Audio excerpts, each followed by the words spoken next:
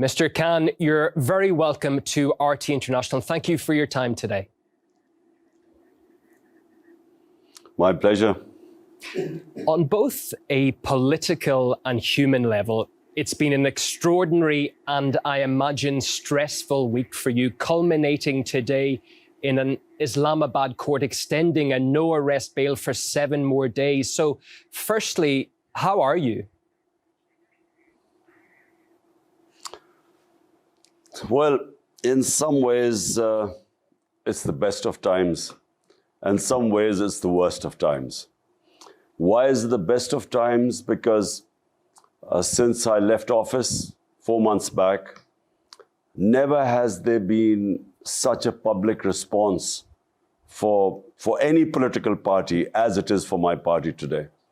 So in that sense, you know, it's for us, for a political person who's struggled for 26 years to raise awareness amongst the public, I think it is one of the best times for us, for my party, for me. It's very satisfying to see a politically aware public understanding issues, coming out on streets by themselves to stand up for their rights.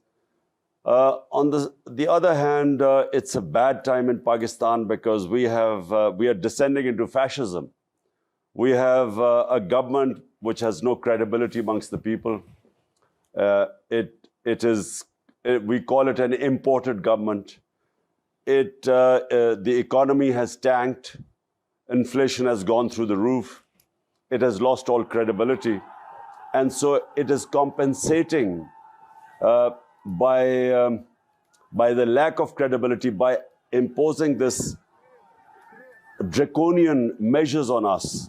They're clamping down on the media. They're clamping down against journalists. They've instituted various cases against me. One of them is a terrorism case, which is actually a joke. So it's bad in a way that the government is panicking. They're watching us grow in popularity. We swept the by-elections in the biggest province in Punjab. There were other 2 by-elections which we swept. So they're a bit scared, and that's why they're clamping down. Since your speech on Saturday, where the opposition is alleging that you threatened the police and members of the judiciary, they have essentially been labeling you a terrorist.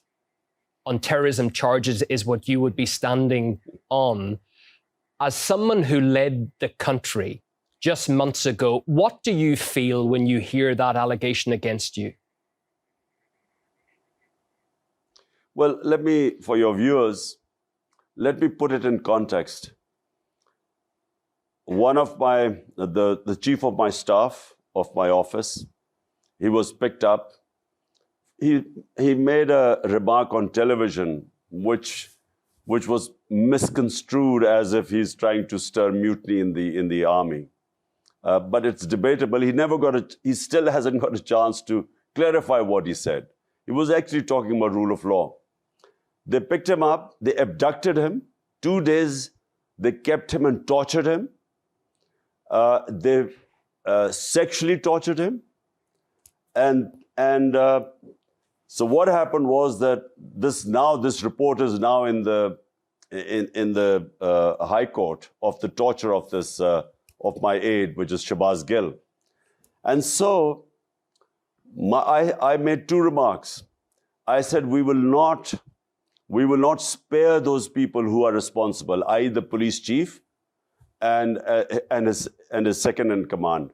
We said we would take legal action against them. And then there was this magistrate who, knowing that he was tortured, still sent him back to the police. So we said we would take legal action against both the magistrate and the police. Now, this does not constitute terrorism. But they're so desperate, they have made this into a terrorism case. They banned my live coverage on screen. And they're trying to ban me from politics because there's a case of contempt against me. So it is what I feel is desperation, because this does not constitute terrorism in any sense of the word. You asking to take legal action against those officials who allowed this torture which is banned in Pakistan. This does not mean that you're a terrorist. So, but it's their desperation. They are petrified that if elections take place, we will sweep the elections. That's what I was going to ask. Your supporters say this is all a campaign by the ruling leadership to remove you from the political landscape altogether. So who or what, in your view, is behind this campaign to silence you? Well, the government. The government is behind it because, they came in through a conspiracy, and the conspiracy was foreign-backed. And then what they expected was that once I was removed, I would lose all popularity amongst the public. Normally, when a government goes, people distribute sweets. So they expected that, this would just die down, my party would disappear, break up.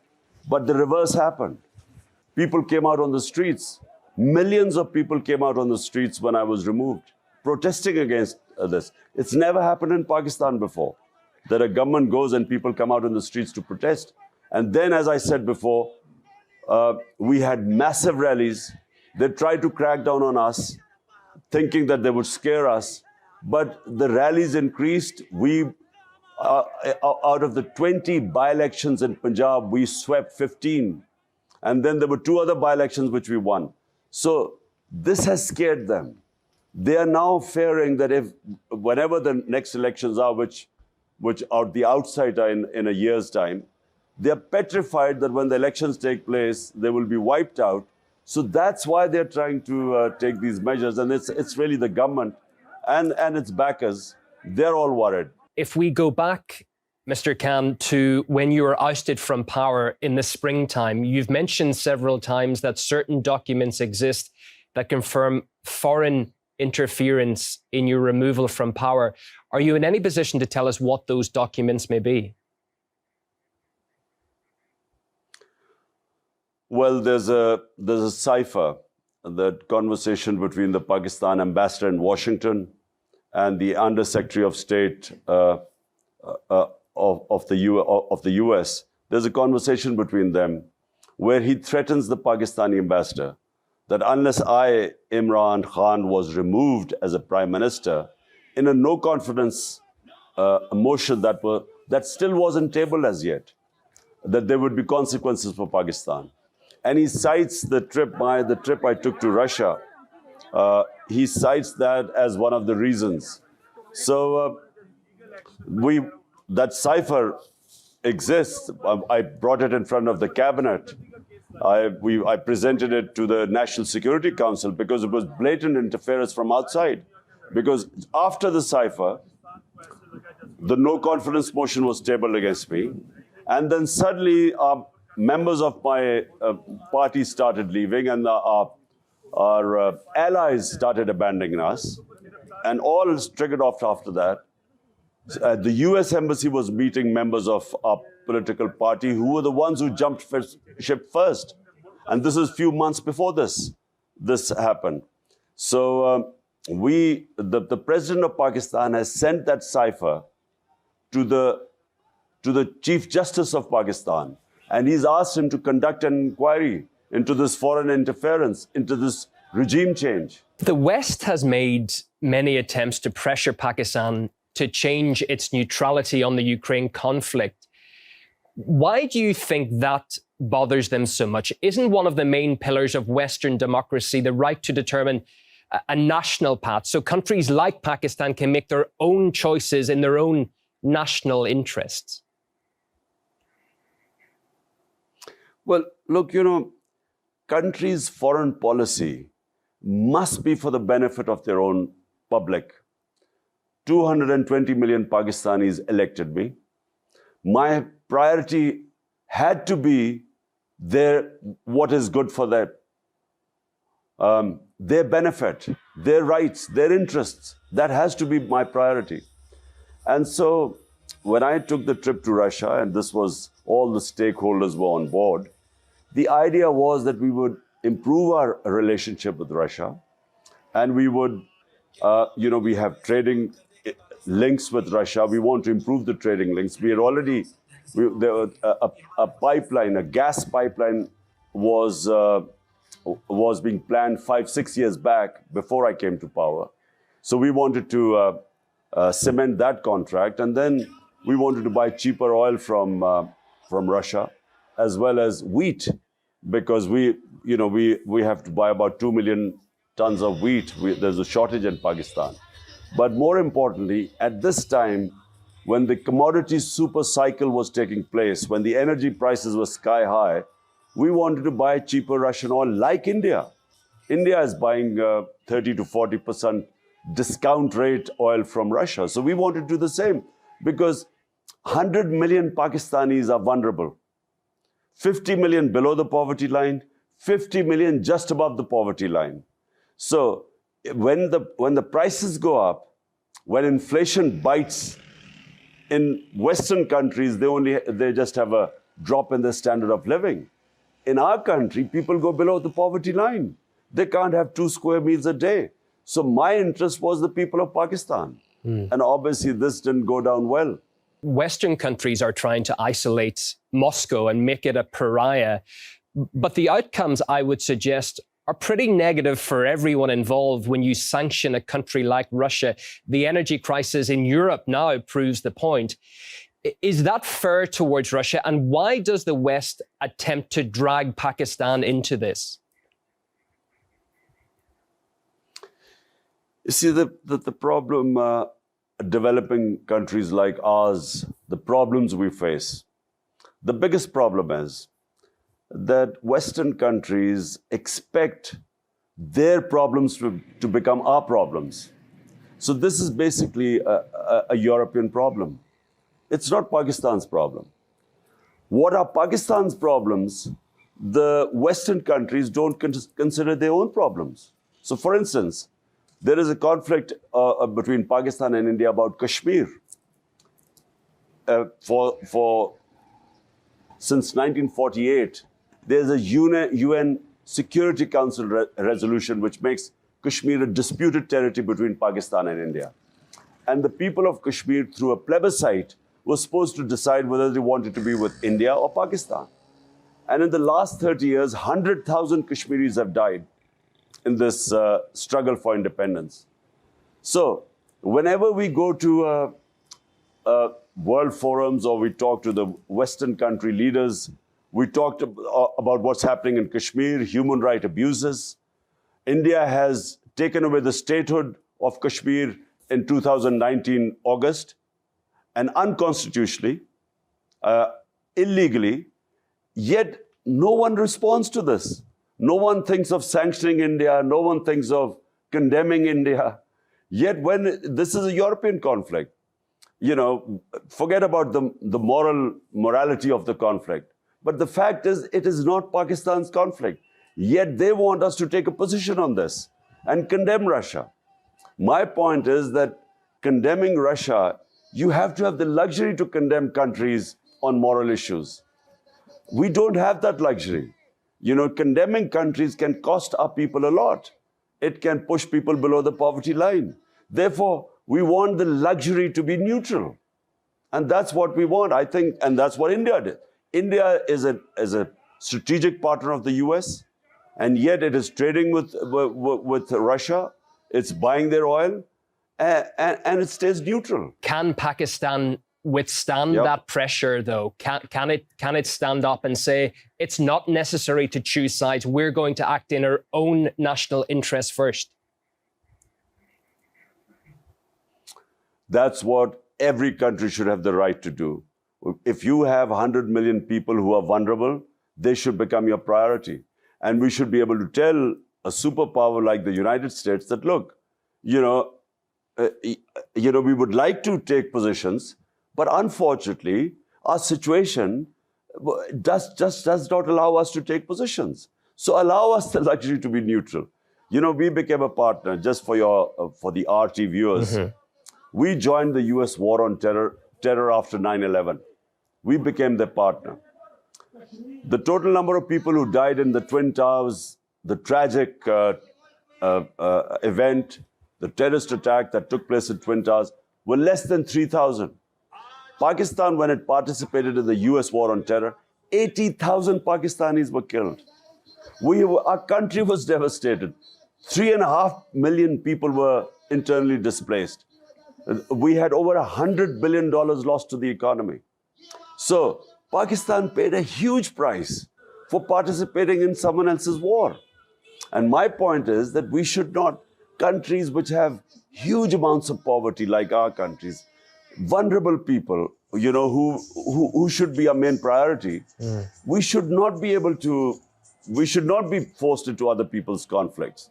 Is the fact that the West is blaming Russia for all of the energy woes around the world right now, is that a little bit too convenient?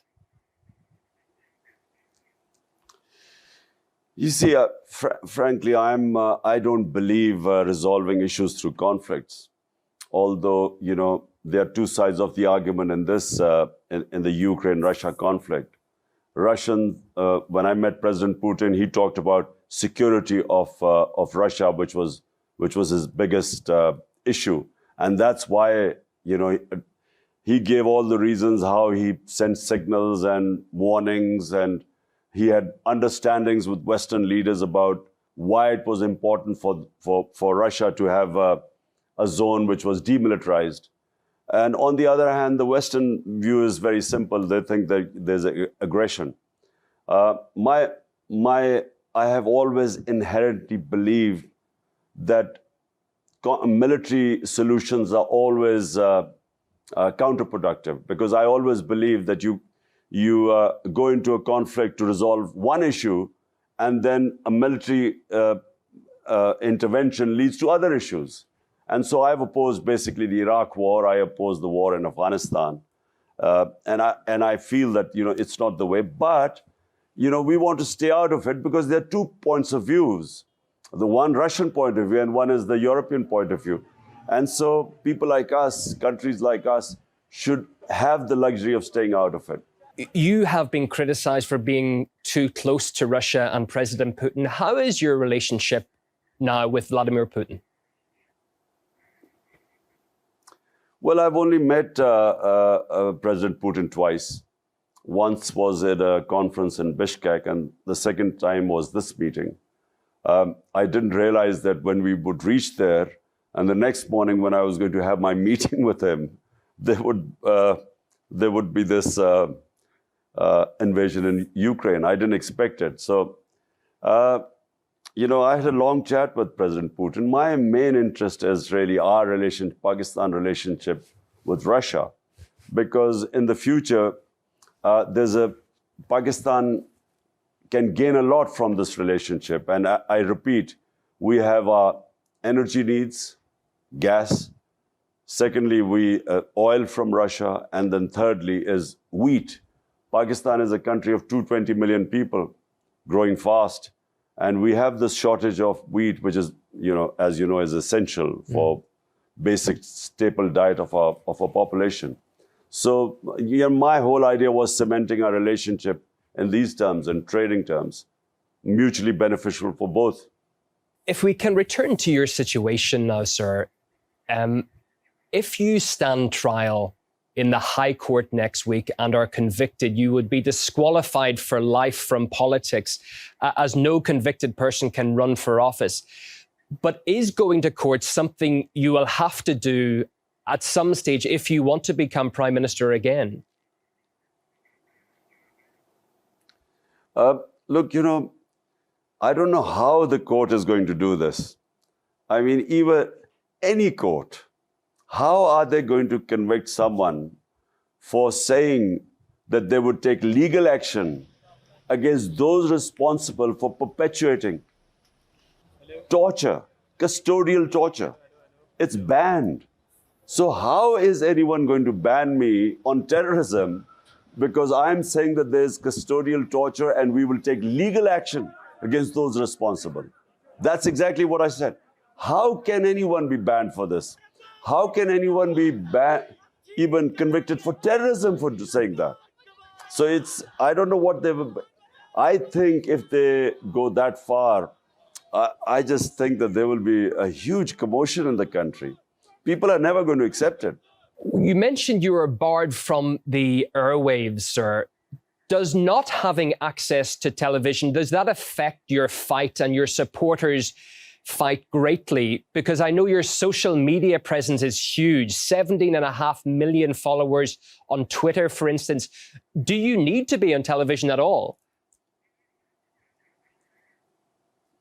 Well, social media, that's something which all fascist regimes that try to clamp down on information, it's very difficult for them to clamp down on social media.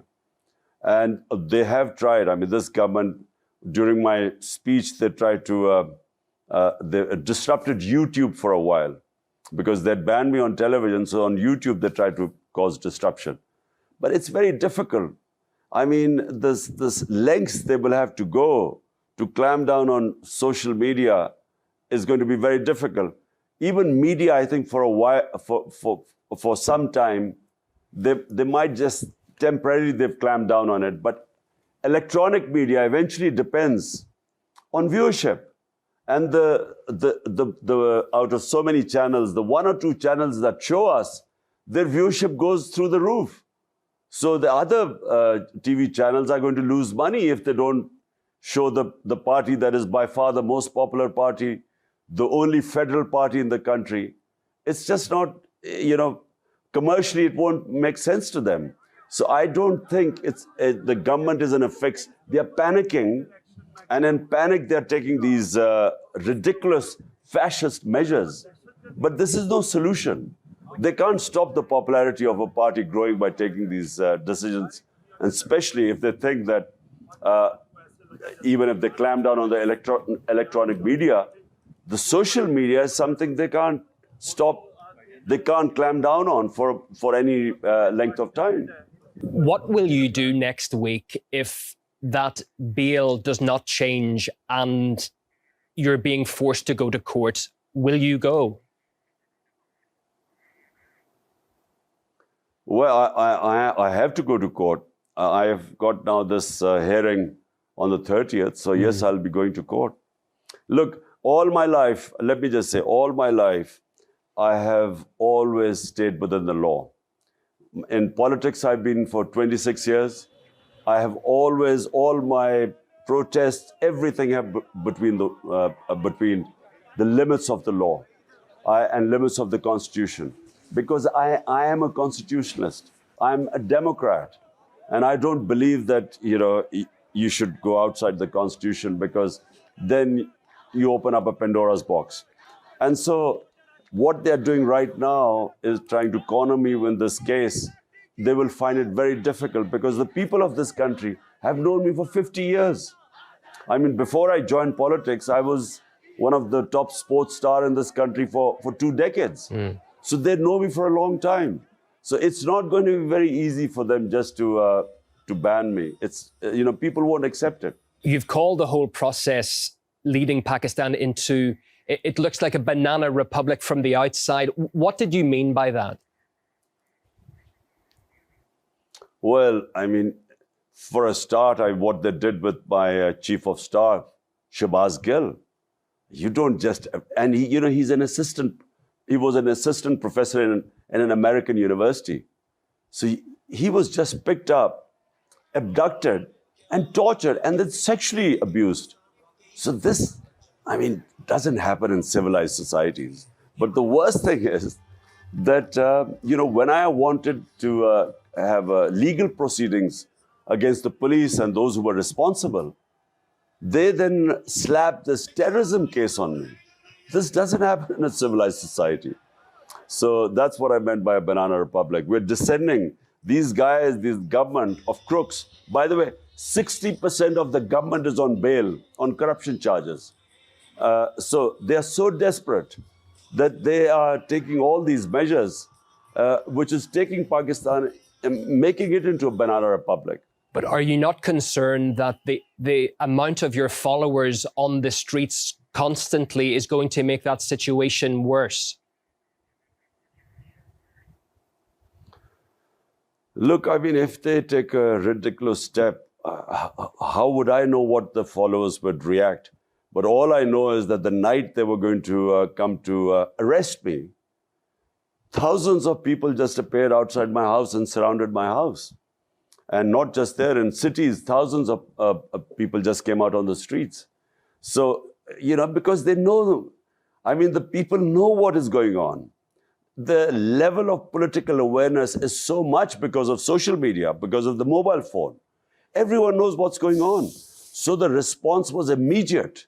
The moment my arrest warrants came out, the response just was immediate in the streets. So, you know, if they go the same direction, I can't say what will happen, but I feel that there will be immense, huge, unprecedented street protests. And do you think that the current government is going to try something else to clamp down on your supporters, to silence those people? Well, they already have, you know, on 25th May when we were conducting a peaceful protest. I mean, the sort of clamp down, they put thousands of people in jail. They raided people's houses at night. It's never happened before. You know, it was like as if we were terrorists. It was a peaceful protest. And, you know, when I was in government 3.5 years, there were 3 times they were sort of sitting in Islamabad against my government. We never stopped anyone. We never charged any people. We never put people in jail. But this government, you know, on 25th of May, which was a black day for us, they really, I mean, they injured people. 2 people died. So many people got injured. And they put people in jail. It was a proper clampdown. So that's desperation. How do you see this playing out? By what you've been saying, you're not going to stand down. From the uptick in the opposition's reaction, they don't look as if they're going to. Sir, how does this play out in your opinion? There is only one solution. At the moment, our economy has gone down. We have unprecedented inflation, what is called the Consumer Price Index. When we were in power, and remember, this is despite the commodity super cycle all over the world, ours was 16%. Today, the Consumer Price Index has crossed 42%. So inflation has gone through the roof. People are hurting. The electricity prices, you know, when the electricity bills came, there are protests going all over Pakistan. People can't afford electricity. It's again more than doubled since we left. In 4 months, it's more than doubled. So the inflation has hit the sky. Economy is tanking. Our exports are going down. You know, there's unemployment now because the industries are closing because of these heavy costs and unpredictability. So the only solution where Pakistan is today are free and fair elections. Nothing else is going to resolve this problem. There's political instability in Pakistan, which means that the economy won't stabilize. Economic stability depends on political stability. And right now, our economy is tanking. There's no one knows what's going to happen in the 1 month, 2 months from now. Okay. And so the only solution, as I repeat, is only solution to get political stability are free and fair elections. Well, we thank you greatly for coming on RT International and sharing your views with us today.